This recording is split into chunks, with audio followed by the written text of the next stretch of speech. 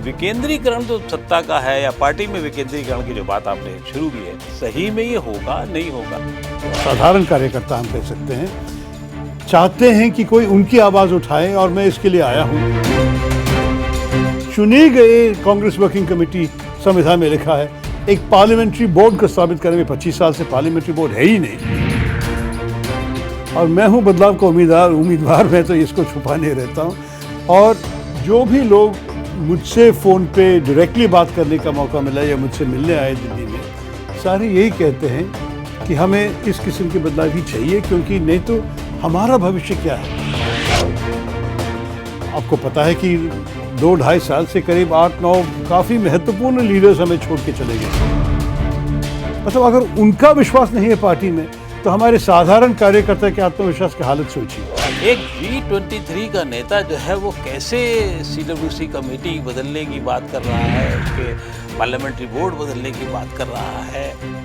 Party का नया अध्यक्ष क्या करेगा? आप आला कमान से पूर्व सहमति से काम करेगा या सिर्फ आला कमान की मर्जी के लिए कुछ लोगों से मिलने जुलने का काम करेगा? क्या करेगा? आप अगर सोचते हैं कि 2 पावर सेंटर हो जाएंगे, ये हमारे दोनों के आपस में, अध्यक्ष और गांधी परिवार के अंगों के आपस में कुछ तकलीफ हो जाएगी, मेरे ख्याल में ठीक है। जब आप क्रिकेट खेलने जाएंगे और पिच ज़रा सा टेढ़ा है, हमको फिर भी बैटिंग करना पड़ेगा। पिच टेढ़ा है लेकिन मैं बैटिंग कर रहा हूँ। लड़ने में मुझे कोई डर नहीं है। मैं तो 3 बार लड़ चुका हूँ और लड़ाई के लिए तैयार हूँ। मैं भाग नहीं जाऊँगा। नमस्कार।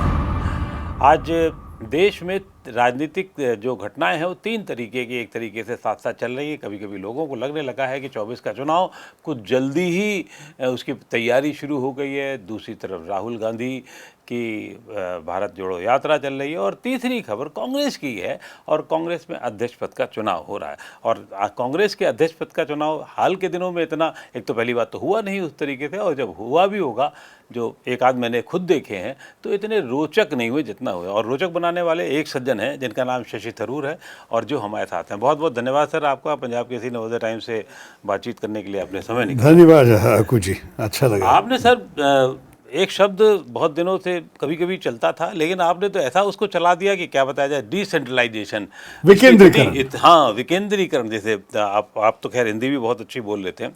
तो विकेंद्रीकरण जो सत्ता का है या पार्टी में विकेंद्रीकरण की जो बात आपने शुरू की है, वो आपका ख्याल कैसे आया, एक, और दूसरा सही में ये होगा नहीं होगा? ये अगर मैं अध्यक्ष बनूं तो सही में होगा, क्योंकि ये इसीलिए मैं लड़ रहा हूं। देखिए, मुझे पता है कि हमारी पार्टी में सारी चीज़ें तय होती है दिल्ली में, और आजकल एक जिला प्रेसिडेंट, जिला अध्यक्ष का नॉमिनेशन करने के लिए भी आपको कांग्रेस अध्यक्ष दिल्ली का दस्तखत चाहिए। तो मेरे ख्याल में ये सब बदलनी चाहिए, क्योंकि हमारे लोग जो नीचे स्तर पर काम करते हैं, हमारे बूथ, हमारे मंडल, हमारे ब्लॉक, हमारे ज़िले में तो और राज्यों में, उनके जो शक्तिकरण की ज़रूरत है, उनको महसूस होना कि वो भी हकदार है हमारे पार्टी में, ये नहीं हो रहा है। और बहुत लोग इसी नीचे स्तर के लोग, कार्यकर्ता, साधारण कार्यकर्ता हम कह सकते हैं, चाहते हैं कि कोई उनकी आवाज़ उठाए और मैं इसके लिए आया हूँ। क्यों, मुझे भी मालूम है कि कई बार हमें ऐसा लगता है कि चीज़ें तय हो जाता है, किसी को पता नहीं क्यों, कैसे, किससे बात करके, किस किस्म की कंसल्टेशन हुई। तो पार्टी के अंदर भी विकेंद्रीकरण होने से सब लोग अगर हकदार बने, तो हमारे संविधान में लिखा हुआ है, कांग्रेस पार्टी का अपना ही संविधान है, कांग्रेस कॉन्स्टिट्यूशन में जो लिखा है कि हर स्तर पे लोगों को चुनाई जानी चाहिए, और ये चुनाव करके उनको मौका मिलनी चाहिए कि उनके भी कंसल्टेशन हो जाए। अंत में तो जिसको भी जिम्मेदारी है तय करने की, तय करने दीजिए, लेकिन तय करने के पहले लोगों को सुन ले।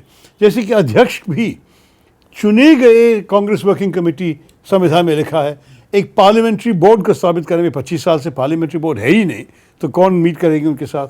तो अगर पार्लियामेंट्री बोर्ड और कांग्रेस वर्किंग कमेटी हमने चुन के लेके आए, तो अध्यक्ष कभी भी अकेलेपन में तय नहीं करेंगे चीज़ें, लोगों के उपदेश, हमारे पार्टी के हर लोगों के हित भी समझ के तय करेंगे। तो मेरे ख्याल में पार्टी के लिए भी अच्छा होगा। नहीं, निश्चित रूप से पार्टी के लिए ऊपर अच्छा होगा।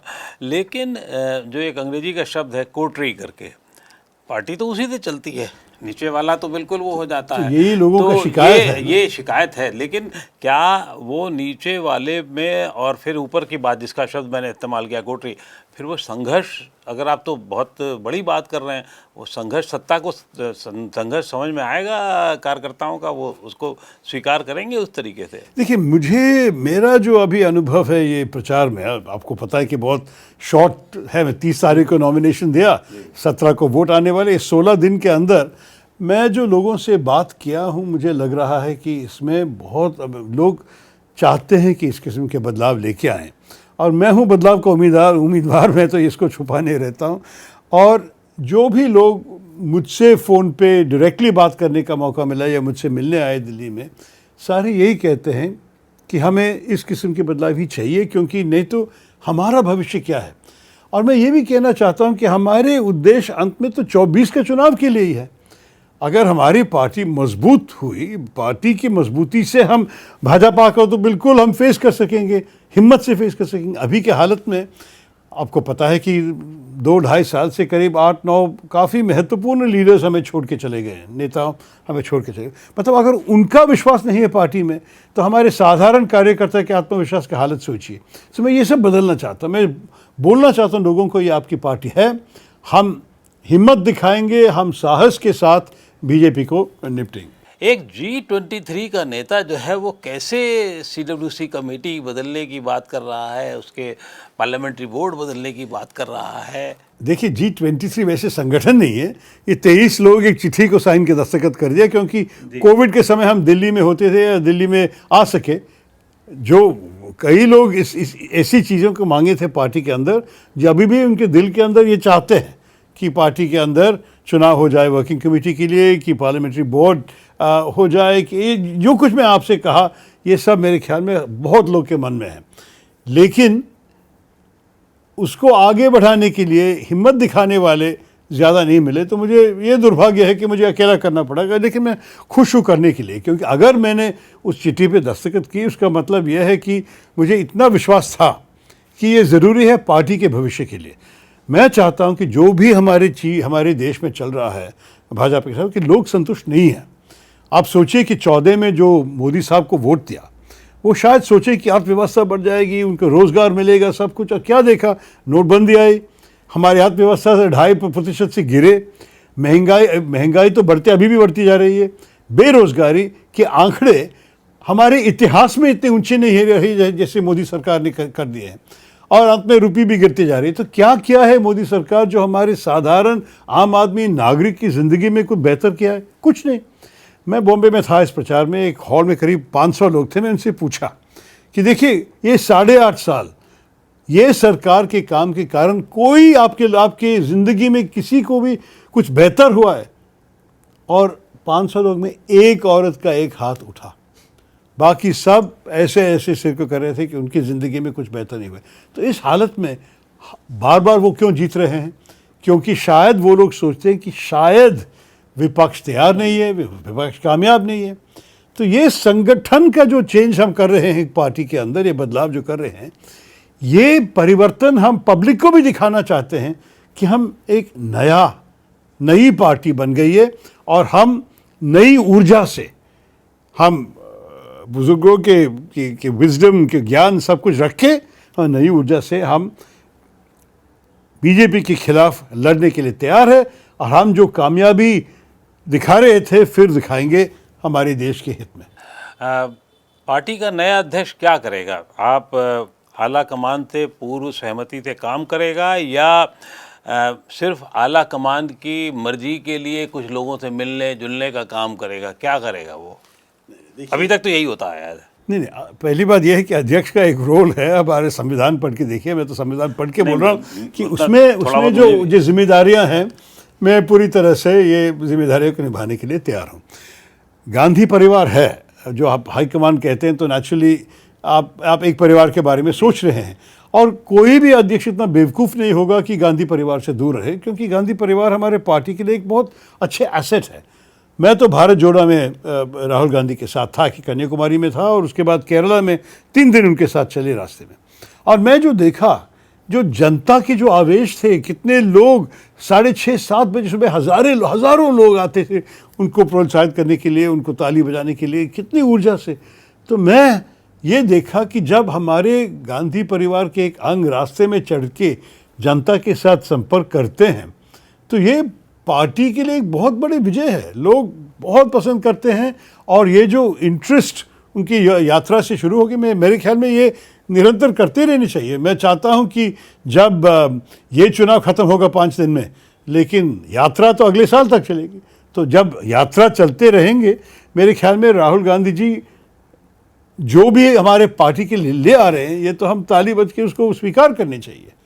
राहुल जी के लिए आपका इतना प्रेम भरा सद्भाव है, तो आखिर इतना सब कुछ अच्छा है, लोग उनके साथ जुड़ रहे हैं, तो फिर पार्टी क्यों नहीं अब तक उभर करके, इधर तो गिराव ही रहा है, क्या वजह रही है?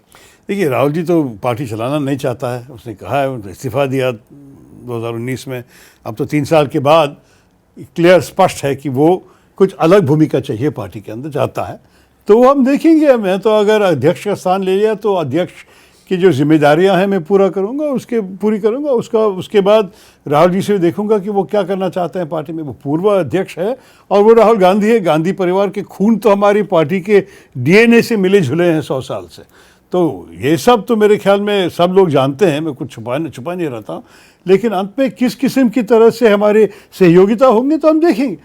हम नहीं ये आप अगर सोचते हैं कि 2 पावर सेंटर हो जाएंगे, ये हमारे दोनों के आपस में, अध्यक्ष और गांधी परिवार के अंगों के आपस में कुछ तकलीफ हो जाएगी, मेरे ख्याल में ये ठीक नहीं है। उनसे भी ये प्रश्न पूछा गया था, उन्होंने कहा देखिए ये तो हमारे अच्छे वरिष्ठ नेता लड़ रहे हैं इस चुनाव में, उनको अपमान मत कीजिएगा, किसी को उनको रिमोट से कंट्रोल नहीं कर सकेगा। तो यही चलेंगे, हम ऐसे ही पूरी जिम्मेदारी से काम करेंगे। जब कांग्रेस अध्यक्ष अलग हुआ और पीएम अलग हुए, तो थोड़ा बहुत संघर्ष होने को खबरें रही हैं, जो हम लोग सब जानते हैं, इतिहास में लिखा हुआ है, इसमें ऐसा कुछ नहीं है।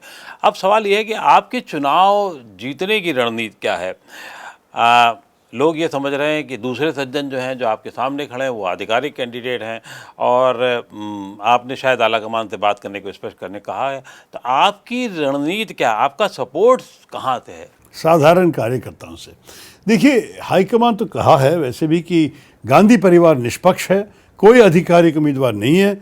और मिस्त्री साहब जो हमारे चुनाव चलाते हैं, वो तो स्पष्ट कहा है प्रेस कॉन्फ्रेंस में 1 बार नहीं 2 बार कि अगर किसी ने कहा कि एक आधिकारिक उम्मीदवार है तो ये बात सही नहीं है, और ये बात सही नहीं है 2 बार कहा उसने। और कल फिर उसने बताया सबको कि एक गुप्त मतदान है। जब गुप्त मतदान है, उसका मतलब ये होता है कि किसी को पता नहीं चलेगा आप कैसे वोट किए। तो अगर कोई नेता, और कई नेताओं मेरे ख्याल में खड़गे साहब के लिए निकले हैं, कई नेता कह रहे हैं कि इन्हीं के लिए वोट करना पड़ेगा, और इसलिए कुछ पार्टी कार्यकर्ताओं को शायद ज़रा सा भय है कि अगर वो खुले दिखाए कि वो मेरे साथ है, कि उनको शायद पार्टी के अंदर कुछ सज़ा मिले, कुछ दिक्कतें होंगे। तो ये सब देखे, मैंने कहा था कि देखिए बात यह है कि जब आप क्रिकेट खेलने जाएंगे और पिच ज़रा सा टेढ़ा है, हमको फिर भी बैटिंग करना पड़ेगा। पिच टेढ़ा है लेकिन मैं बैटिंग कर रहा हूं, लेकिन मैं भी यही कहूँगा ये ठीक नहीं था ऐसे चलाना। और मैं कहूँगा लोगों से कि स्पष्ट कहूँगा कि जिस तरीके से वो लोग इस चुनाव में बिहेव किए, ये नहीं था जिस स्पिरिट में गांधी परिवार, हमारे पार्टी अध्यक्ष जो है सोनिया गांधी जी ने मुझे स्वीकार करके कहा कि देखिए आप लड़िए, हिम्मत से लड़िए, क्योंकि चुनाव पार्टी के लिए अच्छा है। मैं भी मानता हूं कि चुनाव पार्टी के लिए अच्छा है। जितने भी ध्यान आप लोग दिए हैं पार्टी पे, आप, माध्यम, जनता जो पार्टी के बारे में, कांग्रेस पार्टी के बारे में बातचीत करते रहते हैं आजकल, ये तो कुछ सालों से कोई नहीं देखा। तो मुझे लग रहा है कि चुनाव अच्छा है, लेकिन चुनाव अगर फेयर और फ्री इलेक्शन में चलें और गुप्त मतदान के साथ अंत में लोगों को वोट कर सके, तो जो भी नेता कर रहे हैं अंत में क्या फ़र्क पड़ेगा। एक नेता का वोट एक है और साधारण कार्यकर्ता का वोट एक है। अंत में गिनती में देखेंगे कितने लोग को क्या क्या चाहते हैं इस पार्टी में, किस किस्म के बदलाव चाहते हैं। आपने कहा कि साहब पिच ये जो है वैसे भी लग गया है कि नो बॉल बहुत सारी हो रही हैं, आपकी यात्राएं रद्द हो रही हैं, तो नो बॉल तो चली रही है उसमें, मतलब बात तो सही है। और नो बॉल अगर कॉल नहीं गए किए तो क्या करें, उसको फेस करना पड़ेगा। तो नो बॉल को अब तक तो बोल नहीं हुए नो बॉल से शायद चौका नहीं मार सका, लेकिन बोल नहीं हुआ। नहीं, नो बॉल पे चौका लगाएंगे तो होगा क्या, वो भी तो है तो सवाल। आपके प्रतिद्वंदी जो है खड़गे साहब, वो आपके सवालों को हवा में उड़ा रहे हैं, कहना नहीं उसकी बहस की ज़रूरत नहीं है, ना ही वो मुद्दे कोई उठाते देखते हैं, वो तो कहेंगे बाद में देखेंगे क्या करेंगे। कैसे आप उस टिप्पणी को लेते हैं? देखिए, मेरा तो एक घोषणा पत्र है, मैं तो निकाल दिया, 10 पॉइंट है, वो तो है, मैं सबको बता दिए, सब लोगों को बता दिए, और मैं उसी के बुनियाद में मैं काम कर रहा हूँ। मैं लोगों से कहता हूँ कि अगर ये सब चीज़ें में आप सहमत हो तो मुझे वोट दे दीजिए। अगर खड़गे साहब कहते हैं कि आज जैसे चल रहा है बिजनेस एज यूजुअल, जहाँ कहते हैं अंग्रेजी में बिजनेस एज यूजुअल चाहते हैं, तो नेचुरली खड़गे साहब को ही समर्थन करेंगे लोग। एक शब्द आप तो खैर अच्छी तरीके से जानते होंगे, एक डिफ्यूजिंग प्रोसेस होता है। कहीं ऐसा तो नहीं लगता कि शशि थरूर का इस्तेमाल कांग्रेस के कुछ लोग एक डिफ्यूजिंग प्रोसेस के तहत कर रहे हो और दिखाने के लिए कुछ और हो रहा हो? शशि थरूर का इस्तेमाल हो रहा है, एक पिन लगा दी, वो चीज़ें ख़त्म हो गई, हवा निकल गई। देखिए, वो तो 19 तारीख को हम देखेंगे जब वोट गिनती होगी। मुझे मालूम है कि लोग को बहुत शायद स्केप्टिसिज्म है ये चुनाव के बारे में, मेरे जो उम्मीद के बारे में, सब कुछ। मैं कहूँगा कि देखिए, मुझे विश्वास है हमारे पार्टी के कार्यकर्ताओं में। पार्टी कभी कभी हमारे इतिहास में परिवर्तन को एम्ब्रेस किया। आपको पता है कि जैसे 91 में हम जो अर्थव्यवस्था में बहुत बड़ी नया प्रणाली लेके आए, या 60-70s में हम हरित रेवोल्यूशन, हरित विप्लव जो लेके आए, या अभी भी जब सोनिया गांधी जी आए और हमारे पार्टी के जो उसने ऑफकोर्स अच्छी तरह निभाया और 2004 और 9 में चुनाव भी जीती। तो परिवर्तन हमारे इतिहास में है। अभी एक और परिवर्तन का वक्त आया है मेरे ख्याल में, और ये लोग समझते हैं, क्योंकि जो भी मैं बात कर सका, मैंने 9,000 लोग से बात नहीं किया हूँ, लेकिन जितने भी मैं बात कर सका हूँ, और 1000 से ज़्यादा मैं कहूँगा लोग या आए हैं या फ़ोन पे बात किए हैं, मिले हैं जब मैं गए, सब चाहते हैं कि इस पार्टी में बदलाव आए, नहीं तो उनका भविष्य क्या होगा। और मैं जानता हूँ कि पब्लिक के आंखों में बहुत बहुत ध्यान से हमें देख रहे हैं। अगर इस चुनाव में इसका रिजल्ट है कि कांग्रेस ऐसे ही चलेंगी जैसे पहले चला था, मेरे ख्याल में नष्ट हमारी होगी। और अगर हम बदलाव दिखाएंगे पब्लिक को, तो पब्लिक हमें बहुत बहुत दिलचस्पी से हमें स्वीकार करें। आप नए अध्यक्ष की चुनौती आने वाले चुनाव में, 24 के चुनाव में कैसे देखते हैं? देखिए, नए अध्यक्ष की चुनौती यह है कि भाजपा अभी इतना मजबूत लग रहा है लोगों के मन में कि कई लोग सोचते हैं कि चुनाव लड़ने की ज़रूरत नहीं, वो वापस आएंगे। मैं कहता हूं कि नहीं, उनको हरा सकते हैं। जब लोग असंतुष्ट नहीं हैं तो हम क्यों उस असंतुष्टि को का उपयोग नहीं कर सकते हैं? हम भी कामयाब होने चाहिए। हमारे पार्टी के सारे कार्यकर्ताओं को आत्मविश्वास देने चाहिए, और ये आत्मविश्वास से हम काम करनी चाहिए। तो आत्मविश्वास ले आने के लिए सबकी ज़रा हर स्तर पे लोगों को अपनी अहमियत समझना चाहिए, और इसके लिए हम उनको अवसर देना चाहिए कि उसको रोल मिले, कोई भूमिका है पार्टी में, कोई हक है पार्टी में, कोई अधिकार है उनके रोल के साथ।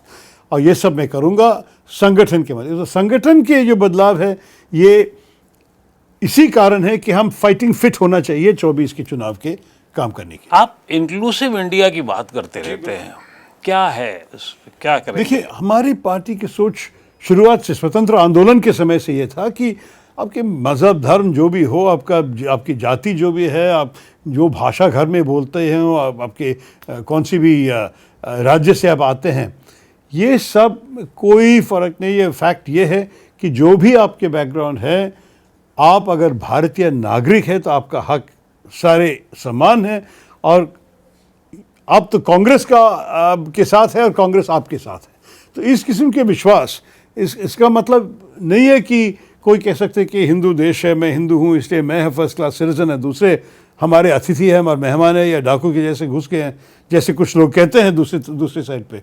ये सोच हम बिल्कुल रिजेक्ट कर सकते हैं, और हम कहते हैं कि इस देश को आगे बढ़ाने के लिए सबको एक करके इकट्ठे करके सबको एक साथ ले चल के आगे जाना है। इंक्लूसिव इंडिया ये भी है कि हम इकोनॉमिक स्तर पे, कि गरीब और अमीर दोनों हमें चाहिए एक साथ। और अगर अमीर बनना है, अच्छी बात है, लेकिन वो टैक्स दे दे सरकार को, और उस टैक्स के बेनिफिट तो हम साधारण लोगों को, गरीबों को, मार्जिनलाइज को, उनको दे दे, ताकि वो भी बढ़ जाए।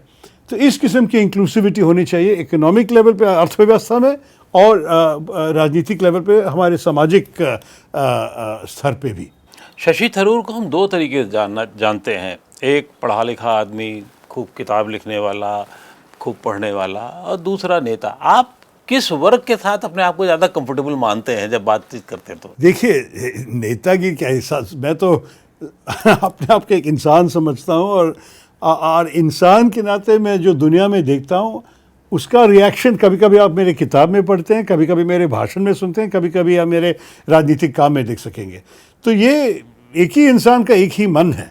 लेकिन मैं कहूँगा सही है कि मैं तो एक पूर्व मंत्री हो गया हूँ, एक दिन पूर्व सांसद भी हूँगा, मैं कभी पूर्व राइटर नहीं हूँगा, लेखक तो मैं रहूँगा, क्योंकि मेरा सोच के लिए वो तो सबसे नेचुरल फॉर्म ऑफ एक्सप्रेशन है, और उसके लिए सिर्फ पढ़ने वाले चाहिए, हमें मत की ज़रूरत नहीं है। लेकिन जब तक मैं राजनीति में हूँ मुझे मत की ज़रूरत है।